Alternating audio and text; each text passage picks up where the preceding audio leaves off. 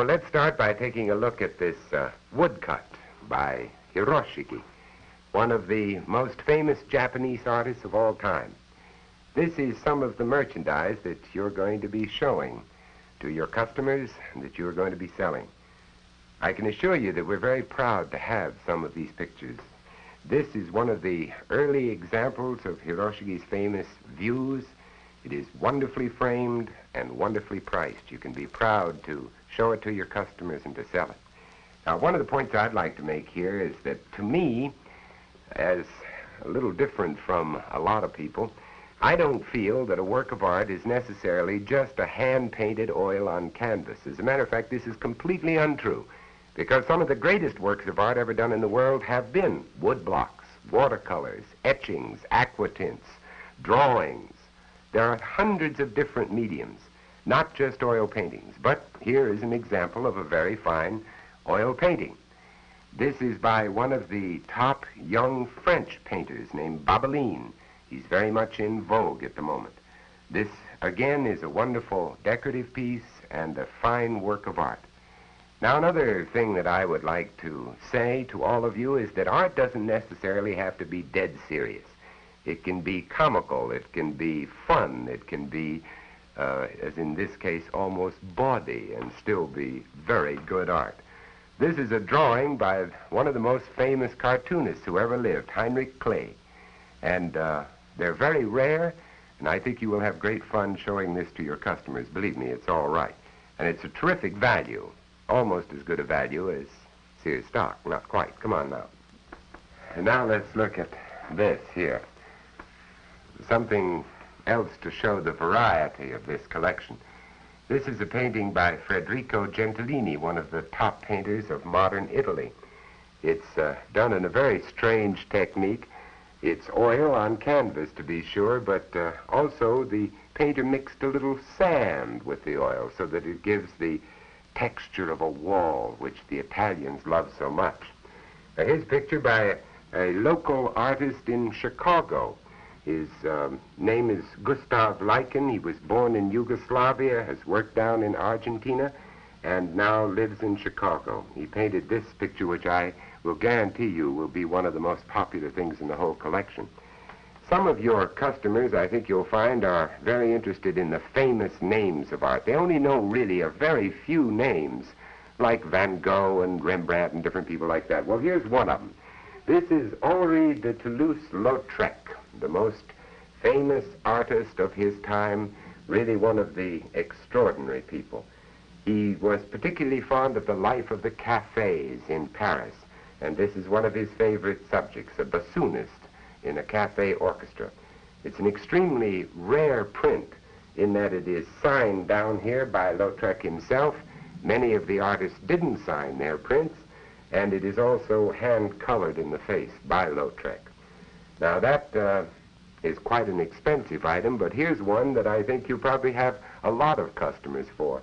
It's by one of the famous printmakers of the early part of this century. He's caught the charm of a little bird looking at an enormous bug, and it's called The Young Entomologist, a very serious title for a very humorous picture, and it's only $15, but an original work of art of great value and really worth every cent. Now, when you come to the really famous names in art, as I said before, there are very few of them, but here is a giant. This is the great Francesco Goya, probably the most brilliant satirist in the history of art. This is from the famous Capriccio series. Both of these aquatints, as a matter of fact, are. And I think an awful lot of people felt that they never could afford to own a picture by the great Goya. Well, you'd be amazed how reasonable these are. These pictures, first-class prints by the great Goya, $35 a piece. Well, so much for one of the most famous names in art. Now, here is a picture by a woman in California who's comparatively unknown, but who in her first 2 or 3 exhibitions out on the coast has made an enormous success. I think anyone who looks at this picture will recognize it, see that it has modern values as well as classical values. One of the problems that you all will find in selling this merchandise, as you do with any other kind of merchandise, is that the better you know it, the more you know about it, the easier it is to sell. Now, we've tried to help you on this by writing a little, well, you could call it almost like a program note at the foot of each painting that will tell you something about the artist, why I have selected it, what kind of art it is. This will help you tremendously. But don't forget, the first thing in selling a work of art is to have respect for the customer's taste. The old cliche about I don't know anything about art, but I know what I like is very true. And people will like something enormously, they won't know why. But the assurance that you can give them is that it is all first-class work, and that's terribly important. Now let's move over to another area that for me has been one of the great excitements in putting this collection together, is to discover for this vast audience of Sears customers work that perhaps they've never seen before. In this particular instance, this is an etching by a man named Louis Legrand. He died just a few years ago, having lived a real rich and rowdy bohemian life, having been part of the great excitement of Paris, and he left behind him these wonderful impressions, almost as good as the great Degas of ballet dancers. Now, this is one of the prizes of our collection, something that I think a lot of people haven't felt that they could afford or even find in this country. This is one of the great English watercolors of the 19th century and the last part of the 18th century. Here again you will find a description about it, why I think it's good. I've tried to make these very personal in order to give the customer a feeling that I really was selecting each work of art for some individual out there who is going to come along and say, that is what I like, it is beautifully framed, it'll fit in my home, here is the price, and I have the Vincent price and the Sears guarantee that it's okay.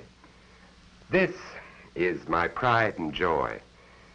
This is one of the greatest names in the history of art, if not the greatest name. It is a name that everybody knows, a name you don't have to explain at all.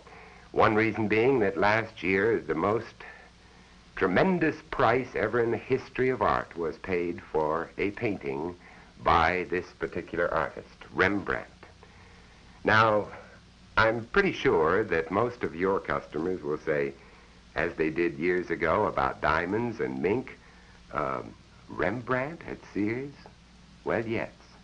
This is one of the things that I wanted to prove to people, that you could buy this greatest name in art at Sears prices.